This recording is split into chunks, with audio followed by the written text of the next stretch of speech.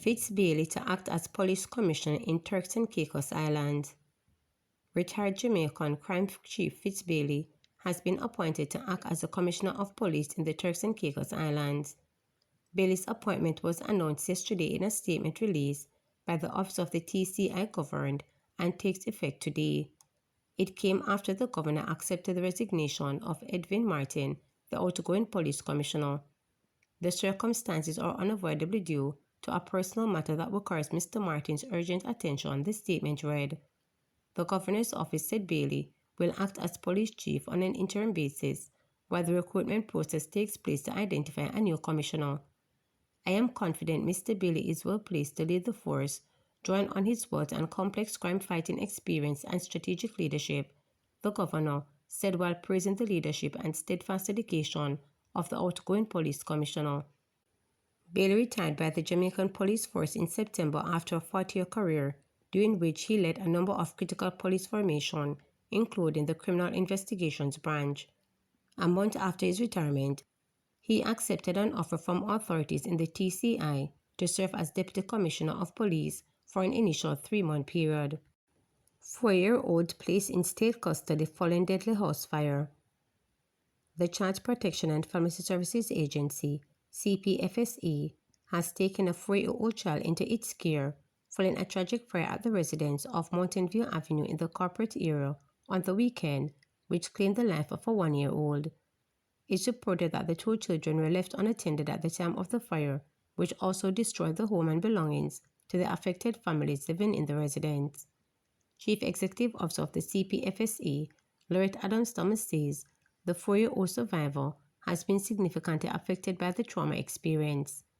Our first priority is to ensure the safety and well-being of the child. He is receiving care and will continue to be supported through counseling and therapeutic services to help him to process the tragedy, she stated. Children are naturally curious, but the curiosity can turn deadly if proper supervision is not placed, Adams Thomas warned, adding that the tragedy is a reminder of the responsibilities borne by caregivers to create a safe and protected environment for children. She urged parents who are struggling to secure adequate supervision for their children to seek help. Adams Thomas said the agency is coordinating with other government agencies to assist the family in replacing essential documents and items lost in the fire, such as birth certificates, school supplies, and clothing. CPFSA has also referred the family to the Ministry of Justice Victim Service Division for trauma counseling and will be providing other psychosocial interventions through its Child and Family Support Unit. Our first priority is to ensure the safety and well-being of the child. He is receiving care and will continue to be supported through counseling and therapeutic services to help him to process this tragedy. Children are naturally curious, but that curiosity can turn deadly if proper supervision is not in place. This tragedy serves as a stark reminder of the responsibilities we bear as caregivers. We must create a safe environment for our children and to ensure that they are protected at all times. We urge all Jamaicans to prioritize the safety and welfare of our children. Parents and guardians, we encourage you to seek help if you are struggling to provide adequate supervision or care. Reach out to the CPFSA to see how we may be able to guide and assist you as we remain steadfast in our mission to protect Jamaica's children and to support families in need. JLP heavyweights Samuda and Henry to bow out. 2 of the longest-serving members of Parliament, the Jamaica Labour Party's Mike Henry and Carl Samuda, will not be contesting the next general election, while a selection process will be held after the party's annual conference on Sunday to replace another long-serving member, Ardley Shaw, in Manchester North Eastern.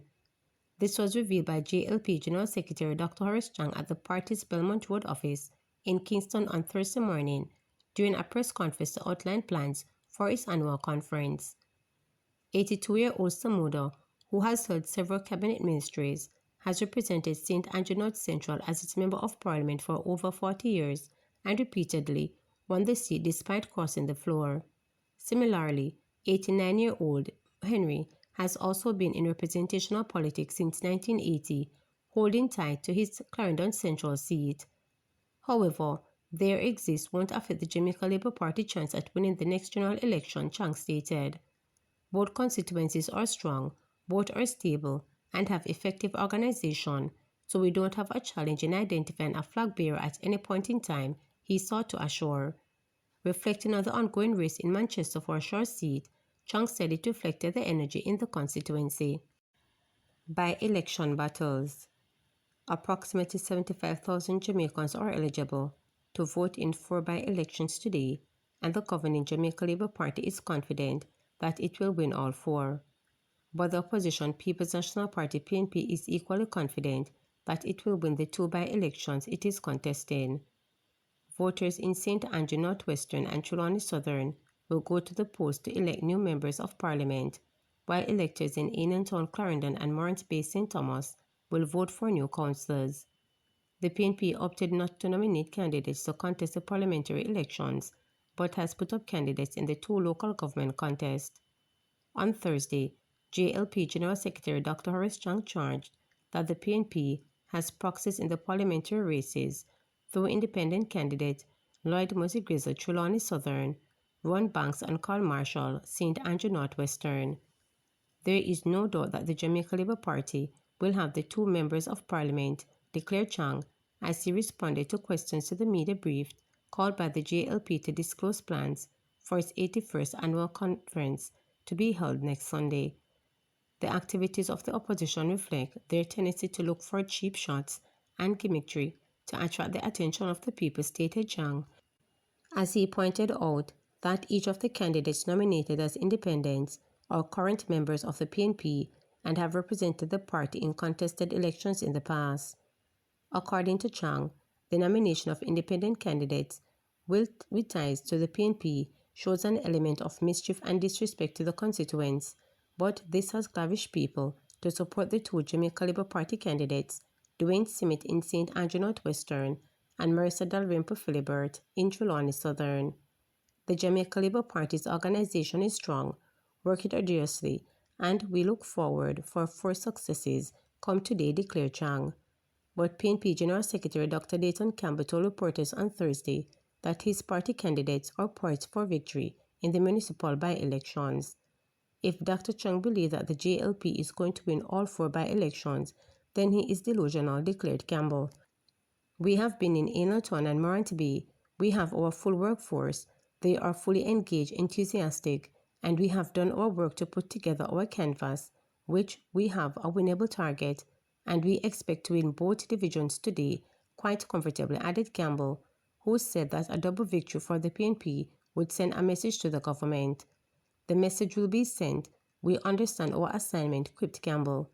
In the Morant Bay division, a close battle is expected between the PNP's Rosemary Shaw, a political veteran, and the JLP Winston Downey. In the contest for the Ainantown division, the PNP and the JLP have made it clear that they will be putting out all stops as they aim for victory. A traditional PNP stronghold Ainantown division was flipped by the JLP Marjorie McLeod McFarlane in the local government election in February this year, making it only the second time the party has won that division.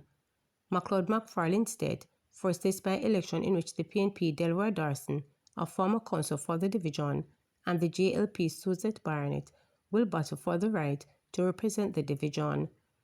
In the race of the 2 seats in Parliament, Banks has indicated that he has pulled out of the election in St. Andrew Northwestern, even though his name will be on the ballot today, while Marshall has claimed that he is contesting the seat just to give electors a choice.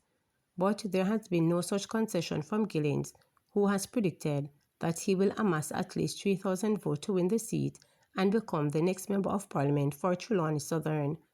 I know I may be a David, but I believe I have the right to bring the people back out of South Trelawney and put it back where it used to be. As you know, everybody expecting a low voter turnout. We are looking for a reasonable amount to win.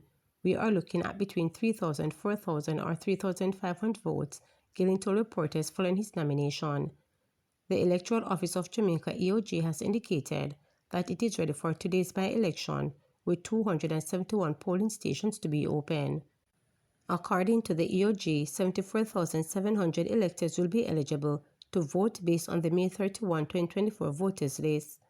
Only electors registered to vote in their constituencies and electoral divisions will be allowed to vote in the by-elections. The poll will open at 7 a.m. and close at 5 p.m., after which the preliminary counting of ballots will immediately take place. Electors have been reminded to take their voter's ID to the polling station. Voters are entitled to 3 hours time off from work to vote in the by-election. The 3 hours are in addition to the usual lunch hour. The law, however, does not apply to people who start working at 10 a.m. or later, or for persons who end work at or before 2 p.m. Remember to subscribe, like, share, and click the notification bell for daily updates.